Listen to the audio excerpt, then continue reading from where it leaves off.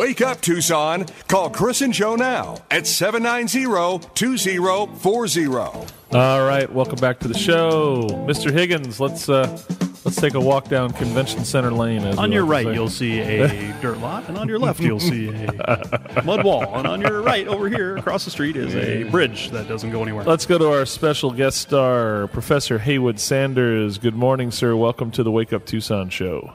Thank you. And you are? I am Chris, and this is Joe Higgins. Thanks for coming on the show. It's a pleasure to join you. We've been kind of following this redevelopment of our downtown for the year and a half we've been on the show, and then much further behind that. And it's TIF funded, and there's all kinds of conversations of what's happened. And are you familiar with the Tucson saga and what's been happening here? I can't say I'm intimate on the Tucson saga, but I think I have a general sense of it. Well, before we get into the Tucson side, what I want to know is, how does a guy like yourself, your public administration, I believe, is what you teach, how did this become kind of your thing, that this is what you study and talk about and write about and kind of become your niche? Well, I'm a political scientist by trade. I did my graduate work looking at urban politics, and in fact did my doctoral dissertation a great many years ago on cities and the federal urban renewal program. And since then, I have been interested in how cities make decisions, particularly decisions about public investment and large-scale development projects. And the story goes, in the 1980s, I was commissioned by a New York-based foundation to look at urban infrastructure, to look at the basic systems of water and sewers and streets and bridges, in part because there were some cities where those systems seemed to be in very bad shape, and to ask, how are these decisions getting made? When I looked at a number of cities in detail, I was struck by the fact that even in those cities where there were real problems with rusting bridges and failing sewer systems, those cities were building convention centers, stadiums, arenas. Yeah, sewer systems aren't very sexy. I think that's the issue. That's part of it. They're certainly not. Kind of important, but not necessarily sexy. Right. And all of these big new projects were going up typically in downtown, in lots of places. They seem to have a kind of political capacity to withstand any kind of local concern or alternative investment opportunities. Reality. Well, we'll leave it at that. Go ahead and say it. Yeah. And so I began to ask, well, why? How much are these things happening, and why are they happening, and what do they do? A number of economists had begun by the mid-1990s to look at stadium projects, and I found I was one of the very few people, if not the only one, to be asking these questions. And they're pretty basic questions about convention centers. And since I began to research and write about this, and I kept finding out new and, to me, interesting things, cities kept doing this more and more and more, and then not terribly long ago, they began the newest incarnation in this, which is a publicly financed and publicly owned hotel. Mm-hmm. And that too got even more interesting, because now there were another whole set of questions about why are cities all of a sudden deciding they need to be in the hotel business. Right. So the fact that there's very few people looking at it from your point of view, is it because that political ball gets rolling and the community dialogue gets started, and just no one wants to be against it, no one wants to say no one wants to look at it differently? Well, that's part of what happens at the local level. It's very easy, for example, for convention center backers to say, well, we're not using tax dollars for this, as if taxes on hotel rooms and rental cars and restaurant meals are somehow kind of free money that's floating around to grab. Right.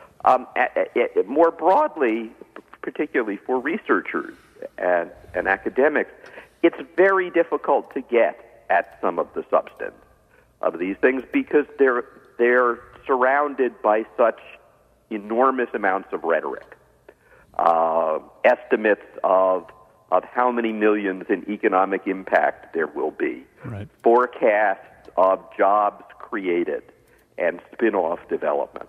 And it takes a while to do that. A convention center project may be 10 years from inception to actual spending, and then another few years before it actually happens.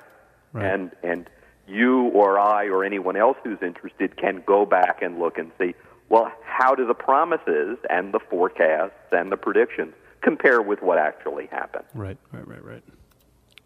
Well, and the conversation's always, look, we got this publicly funded dollars going into a convention center or a hotel, but the ancillary business, the tertiary returns of money coming into the market to eat at the restaurant and to shop at the little retail stores is what makes it all kind of work out. Have you kind of extrapolated it that big? And looked at it that of course. I mean, and part of what's amusing about this in some ways, at least amusing for me, is that it's literally the same thing in city after city. I started doing some of this work in part because I would hear from reporters and journalists in various cities, and they'd say, well, we just got this consultant report, and it says we're going to have economic impact of $294.3 million each year. And they'd want me to explain that to them. Right. And I began to realize that city after city, from one end of this country to the other, and in a number of cases in Canada, we're hearing exactly the same thing. Right.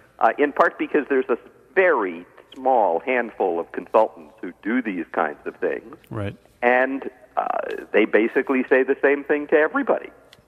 Right. Right. We've had some of the city council people on the air who are really into this whole thing of getting it done in Tucson.